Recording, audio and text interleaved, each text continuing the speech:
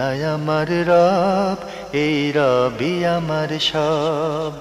দামে দামে তন মনে তারি অনুভব।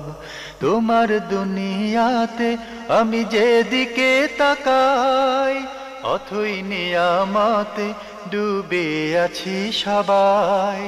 পাক পাখালির গানে শুনি তসবিহ কালো রব, তসবিহ কালো রব। আল্লাহ আমার রব, এই রবি আমার সব। আসসালামু আলাইকুম।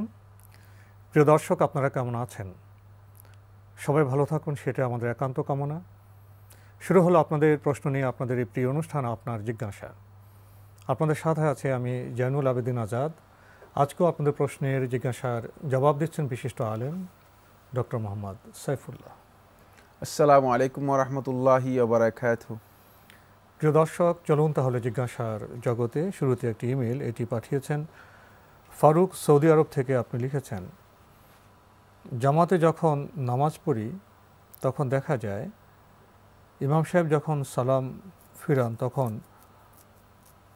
মুত্তাকিরাও সাথে সাথে সালাম ফিরান, কিন্তু সৌদি আরবে ইমাম সাহেব সালাম ফিরানোর পর মুত্তাকিনরা সালাম ফিরান। কোনটা সঠিক, দয়া করে বলবেন? সঠিক পদ্ধতি হচ্ছে ইমাম সাহেব সালাম ফিরানোর পর মুক্তাদিগণ ইমাম সাহেবের অনুসরণ করবে। ইমাম সাহেব অনুসরণ করতে বলা হয়েছে, সাথে সাথে না, সাথে সাথে প্রতিযোগিতা করতে বলা হয়নি। অথবা আমরা তো এমনও দেখি যে অনেকে আছে ইমামের আগেই সালাম ফিরিয়ে ফেলেন, মানে ইমাম সালাম ফিরানোর সালাম শুরু করতে না করতেই দেখা যায় যে মুক্তাদি যিনি আছেন তিনি ইমামের চেয়ে অ্যাডভান্স, যে তিনি দুদিকে সালাম ফিরিয়ে তিনি দাঁড়িয়ে গেছেন। এই ধরনের কাজগুলো সলাতের জন্য ক্ষতিকর। শুধু ক্ষতিকর নয়, এতে সলাতও নষ্ট হয়ে যাবে, নিজের আমলও বরবাদ হয়ে যাবে।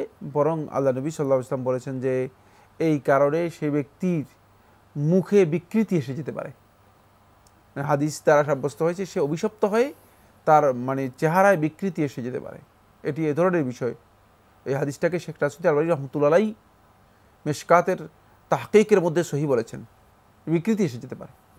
সুতরাং এই কাজগুলো আমাদের সমাজের মধ্যে ব্যাপকভাবে সলাতের বিধান আমরা না জানার কারণে, সলাত সম্পর্কে আমরা সত্যিকার জ্ঞান না নেওয়ার কারণে আমরা যেভাবে সেভাবে সলাত আদায় করার জন্য চেষ্টা করে থাকি। কিন্তু ব্যাপারটি এমন নয়।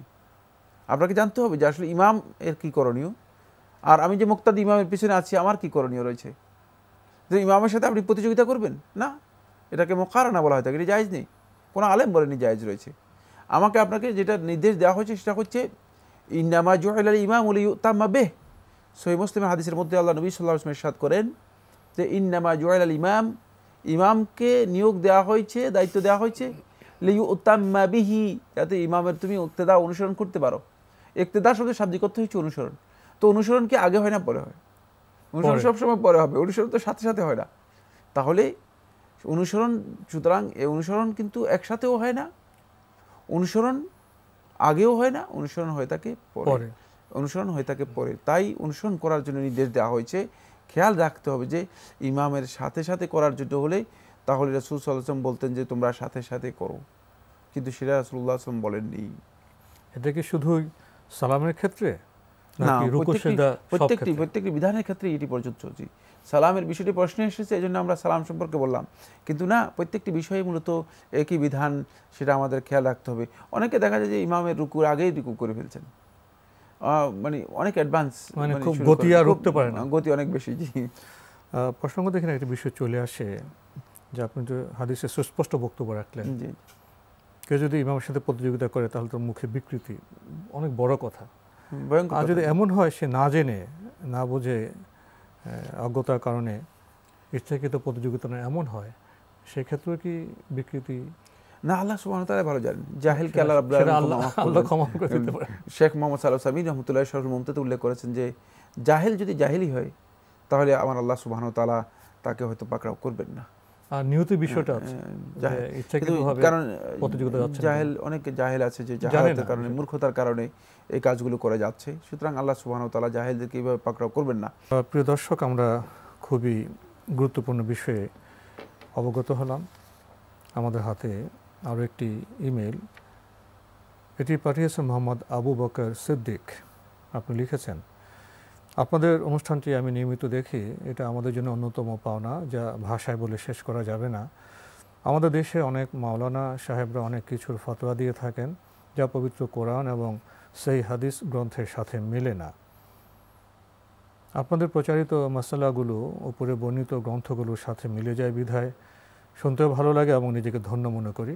আপনি 3টি প্রশ্ন করেছেন। 1, সালাম ফেরানোর আগে যে দোয়াগুলো পবিত্র কোরআন এবং সহিহ হাদিসে বর্ণিত আছে, ওখান থেকে একের অধিক দোয়া পড়া যাবে কি? সেই হাদিসের মধ্যে রাসূলুল্লাহ সাল্লাল্লাহু আলাইহি ওয়াসাল্লাম এই কথা বলেছেন, সূরা নাসাই এর সহিহ হাদিস দ্বারা সাব্যস্ত হয়েছে।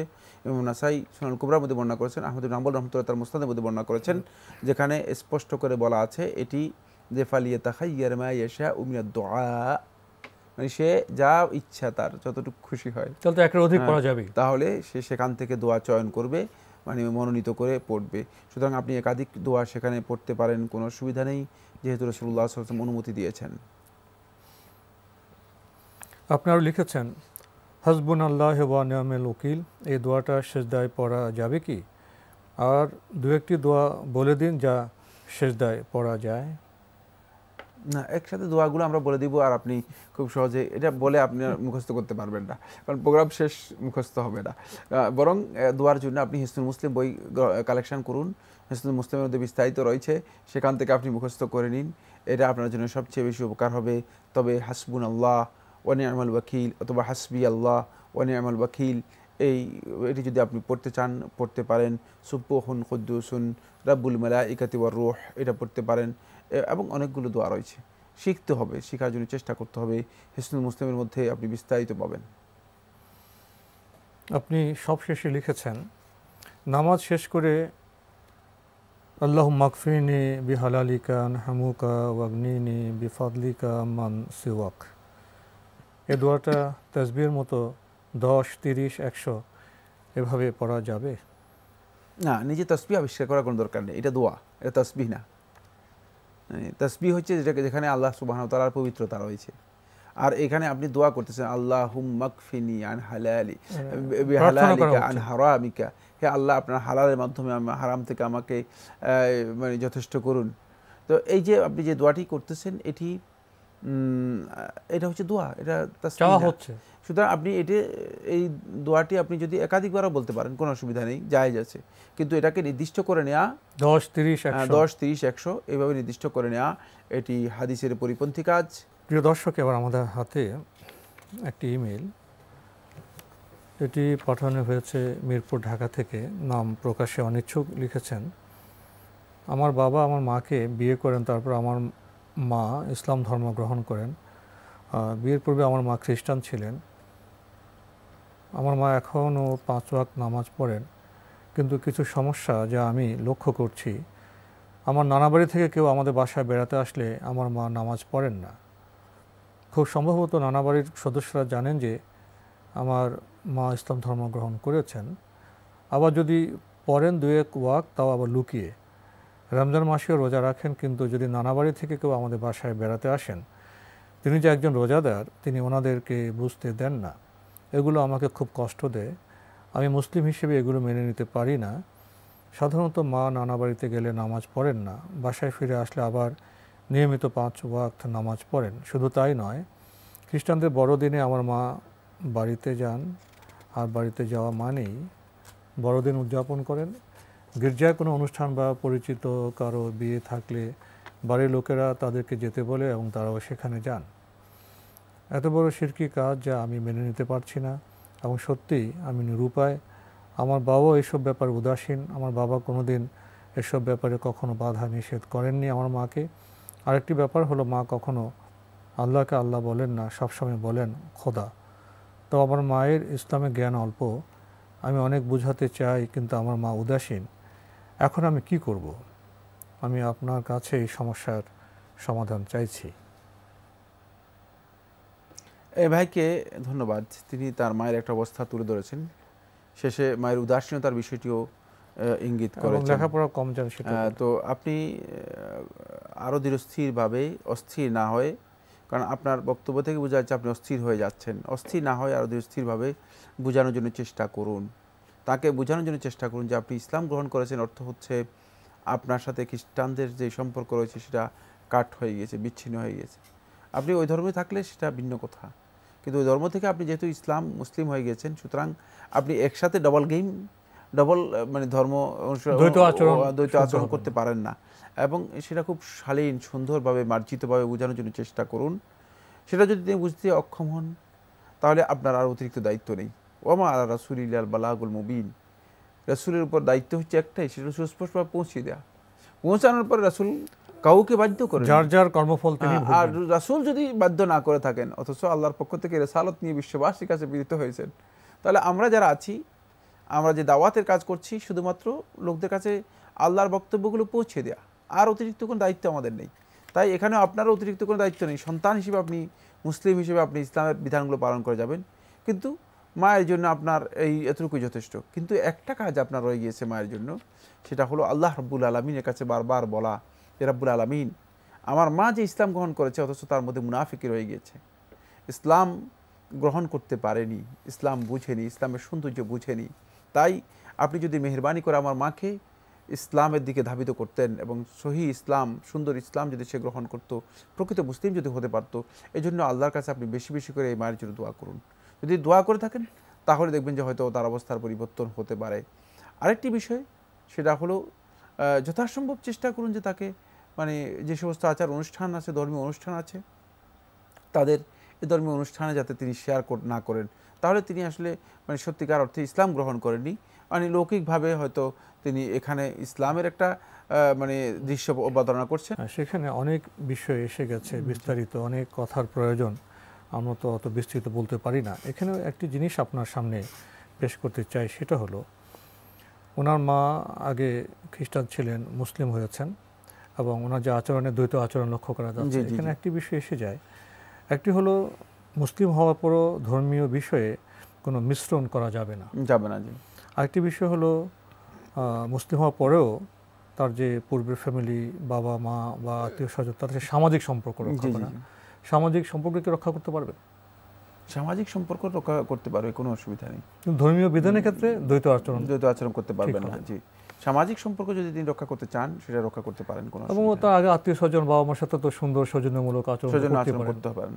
জি, না, পিতা মাতার সাথে সৌজন্যমূলক আচরণ করতেই হবে, যেহেতু আল্লাহ সুবহানাহু ওয়া তাআলা নির্দেশ দিয়ে দিয়েছেন, ওয়াসাহিবহুমা ফিদ দুনিয়া মারুফা, তাদের সাথে দুনিয়াতে উত্তম আচরণ করো, ভালো আচরণ করো। সুতরাং সেখানে খারাপ কোনো আচরণ করার কোনোভাবেই বৈধতা নেই ইসলামের মধ্যে। আপনি আরও লিখেছেন, যেহেতু আমার বাবার পক্ষ থেকে আমরা, মানে আমার ভাই বোন সহ আমরা মুসলমান, পক্ষান্তরে আমার মায়ের বংশের লোকেরা, মা ব্যতীত সবাই খ্রিস্টান। সে হিসাব করলে দেখা যায় মায়ের বংশের মানুষদের প্রতি তার নিজের সংসার এবং সন্তানদের চাইতে দরদ অনেক বেশি। এমনকি আমার মা ছেলে মেয়েদের চাহিদা পূরণ না করে তার ভাই বোনের ছেলে মেয়ের চাহিদা পূরণে ব্যস্ত থাকেন। আমার ভাই বোনের যতটুকু হক আছে তা পূরণ না করে তার ভাই বোনের ছেলে মেয়ের খেদমতে নিরলস পরিশ্রম করেন, অর্থাৎ তাদের চাহিদা পূরণ করেন। আমার বাবাও এইসব ব্যাপারে উদাসীন। বিশেষ করে মা তার ভাই বোনের ছেলে মেয়ের প্রতি অনেক দরদ এবং ভালোবাসা, এবং সবসময় তাদের নিয়ে অনেক চিন্তা ভাবনা করেন এবং খুব খোঁজ খবর রাখেন, এবং ওদেরকে নিয়ে অনেক গর্ব এবং প্রশংসা করেন। কিন্তু আমি হিংসা করছি না। পক্ষান্তরে আমার মামা, মামি, খালু অর্থাৎ নানা বাড়ির কেউই আমাদের খোঁজ নেয় না এবং কোনো যোগাযোগ নেই। সব মিলিয়ে আমার মনে একটা চাপা ক্ষোভ তৈরি হয়েছে এবং আমার বাবা মায়ের প্রতি বিরূপ প্রতিক্রিয়া সৃষ্টি হচ্ছে। সত্যি বলতে মাঝে মাঝে অপ্রকাশ্যে গালিগালাজ করি, এতে আমার অনেক গুনাহ হয় জানি, তবু আমি গালিগালাজ করি। মা আমাদের প্রতি কখনই সন্তুষ্ট থাকেন না। যতই ভালো কোনো কাজ করি, আমার মায়ের সাথে কোনো সময় ভালো সম্পর্ক থাকে না। এখন প্রশ্ন হচ্ছে, এক, ফিতরার টাকা কি অন্য ধর্মের গরিব আত্মীয়দের দেয়া ইসলামে জায়েজ আছে? আগের প্রশ্ন কিছু কথা বলতে হবে, যেমন গালিগালাজ করে মনে মনে খেপে গিয়ে। আমার ওটা মনে হয় আলোচনা করার প্রয়োজন নেই। যাই হোক, এটা তার ক্ষোভের বিষয় রয়েছে, কিন্তু এটা ভুল কাজ। তিনি বলছেন যে ভুল কাজ, সুতরাং তিনি গালিগালাজ করতে যাবেন কি জন্য? এটা তো ইমানদার ব্যক্তিগণের দায়িত্বের মধ্যে পড়ে না বা কাজের মধ্যে পড়ে না। বাকি তার এই কাজটা ভুল, কোনো সন্দেহ নেই। তবে আগে মায়ের উদাসীনতার কথা বলেছেন, দ্বিতীয় প্রশ্নের মধ্যে এসে বাপের উদাসীনতার কথা বলেছেন। দুটোই উদাসীন বলেছেন, কিন্তু উদাসীন না, আসলে উদাসীন নয়, বরং তাদের ব্যাপারে আমি যেটা বলছি সেটা হচ্ছে তারা দুজনই ধর্মীয় ব্যাপারে তাদের অনিচ্ছা রয়েছে, আমার কাছে স্পষ্ট বোঝা যাচ্ছে। আপনার বক্তব্য থেকে আমি বুঝতে পেরেছি ধর্মীয় ব্যাপারে তাদের দুজনেরই অনিচ্ছা রয়েছে, এবং এই অনিচ্ছাটুকু ধর্মীয় ব্যাপারে এটা কিন্তু কুফরি। তাদের এই ধর্মচর্চা শুধুমাত্র লৌকিক, বাহ্যিক, মানে শুধুমাত্র মানে একটা সামাজিকতা করছে, ধর্মের মূলে নেই, ধর্মের সাথে তাদের কোনো সম্পর্ক নেই। মূলত দুজনেই আপনি উদাসীন বারবার বলেছেন, কিন্তু না, দুজনে এ বিষয়ে একেবারেই তাদের অনিচ্ছা, এটাই বোঝা যাচ্ছে। এরপর আপনি প্রশ্ন করেছেন যেটা সেটা হলো ফিতরার টাকা অমুসলিমদের দেয়া না, ফিতরার টাকা শুধুমাত্র মুসলিম নিরীহ যারা আছে তাদেরকে আদায়, গরিব যারা আছে তাদেরকে দিতে হবে, মুসলিম ফকির মিসকিনদেরকে দিতে হবে, ও অন্য অমুসলিমদেরকে ফিতরা টাকা দেওয়া যাবে না। যদি এমন হয় যে মানে অমুসলিমদের মধ্যে ফকির নাই, মিসকিন নাই, তারপরে মুসলিমদের মধ্যে ফকির অথবা মিসকিন নেই, আর অমুসলিমদের ফকির মিসকিন আছে যারা মানবতার সমস্যায় মানে জীবনযাপন করছে, সেক্ষেত্রে হয়তো তাদের সাহায্য করা যেতে পারে, সেটা একান্ত বিষয়। তবে মানে মৌলিক বিষয় হচ্ছে মানে ফিতরা টাকা থেকে ওই সাধারণভাবে মুসলিম ফকির মিসকিন যারা আছে তারাই পাবে, অন্যরা পাবে না। আরও লিখেছেন, কোরবানির গোশত কি খ্রিস্টান গরিব বা গরিব আত্মীয়দের অথবা আত্মীয়দের দেয়া ইসলামে জায়েজ আছে? কোরবানি গোশত আত্মীয় স্বজনদেরকে দেওয়া জায়েজ রয়েছে, তবে খ্রিস্টানদেরকে দেয়া মানে সেটা একান্ত ব্যক্তিগত বিষয় হতে পারে। এখন এখানে এই মাসালার মধ্যে আসলে সেটা ভিন্ন হবে, কারণ হচ্ছে খ্রিস্টান তো আত্মীয়, সেখানে হয়তো তাদের এই লৌকিকতা সামাজিকতা রক্ষা করার জন্য তাদেরকে দিতে হবে, কিন্তু বাকি ইসলামের মাসলাহাতকে সবচেয়ে গুরুত্ব দিয়ে দেখবে, ইসলামের স্বার্থটাকে সবচেয়ে বেশি গুরুত্ব দিয়ে দেখবে। আমরা প্রথমে মুসলিমদের স্বার্থকে মানে, কারণ এখানে মুসলিম আত্মীয় স্বজন কোথায়, মানে খ্রিস্টান দৌড় দিয়ে খ্রিস্টান আত্মীয় স্বজন আপনি যাচ্ছেন যে মুসলিম আত্মীয় স্বজন কি সবাইকে দিয়েছেন কিনা, মুসলিম প্রতিবেশী যারা আছে তাদের সবাইকে দিয়েছেন কিনা, ঠিক না? যদি তাদের সবাইকে দেওয়ার পরে আপনি দেখেন যে না আরও আছে, তাহলে আপনি তাদেরকেও দিতে পারেন, কোনো অসুবিধা নেই, যেহেতু তারাও এক প্রকার আত্মীয়। যদিও ইসলাম এটাকে আত্মীয়তা হিসেবে আখ্যায়িত করেনি, ইসলাম এটাকে আত্মীয়তা বলে না, তারা কিন্তু আত্মীয় নয়, মানে স্বাভাবিক নিয়ম অনুযায়ী তারা আত্মীয় নয়, কিন্তু তারপরেও সামাজিকভাবে তাদের সাথে একটা সামাজিক রিলেশন থাকার কারণে, সম্পর্ক থাকার কারণে সেটাকে হয়তো আমরা মানে ভাষাগত দিক থেকে আত্মীয় বলতে পারি, তো এই জন্য সেটা হতে পারে একটা পয়েন্টে গিয়ে, সেটা হলো যে আপনি সবাইকে দিয়েছেন, সব আত্মীয় স্বজনকে দিয়েছেন, তোর মধ্যে তাদেরকে দেয়া, তবে মানে সবাইকে না দিয়ে আপনি তাদেরকে দেওয়ার গুরুত্ব, এবং আপনি যেটা আগে বলেছেন এটা শুদ্ধ নয়, এই কাজটি যদি করে থাকেন তাহলে তারা ভুল করছেন। মূলত ঈদুল ফিতর বা ঈদুল আজহার দিন মুসলিমের ঘরে কোনো অমুসলিম তথা খ্রিস্টানকে খাওয়ালে বা দাওয়াত দিলে কি গুনাহ হবে যদি আমার নানার বাড়ি কেউ হন? একই কথাই আগেই বলে দিয়েছি। জি জি, তাদেরকে দাওয়াত প্রতিবেশী আসলে দাওয়াত খেতে পারে, এটা কোনো বিষয় না। জি। আরও লিখেছেন, ঘরে যদি অন্য ধর্মগ্রন্থ অর্থাৎ বাইবেল থাকে এতে কি কোনো গুনাহ হয়? কারণ একই ঘরে কোরআন বাইবেল থাকতে পারে না, এ ব্যাপারে জানাবেন। না, বাইবেল যদি কেউ পড়ার জন্য রাখতে পারে, একই ঘরে কোরআন বাইবেল থাকতে অসুবিধা কোথায়? বাইবেল যারা জ্ঞান চর্চা করবেন, বাইবেলকে যদি সম্মান দেখানোর জন্য বা বাইবেলের মর্যাদা মানে সমুন্নত করার জন্য হয়, বাইবেলের বিশ্বাসকে সমুন্নত করার জন্য হয়, তাহলে এই কাজটি কুফরি হবে, কোনো সন্দেহ নেই। কিন্তু বাইবেল শুধু পড়ার জন্য যদি হয়, রিডার হিসেবে কেউ যদি রাখে ঘরের মধ্যে, এতে কোনো গুনাহ নেই, তিনি রাখতে পারেন, গুনাহ নেই তিনি। কিন্তু এটা কোরআনের সাথে সম্মান দেখানোর জন্য রাখা অথবা কোরআনের সমপরিচয় সম্মান দেখানো, এটা কুফরি কাজ যদি কেউ করে থাকেন তাহলে তিনি ইসলাম মুসলিম এই পরিচয় না দেওয়াটাই উত্তম।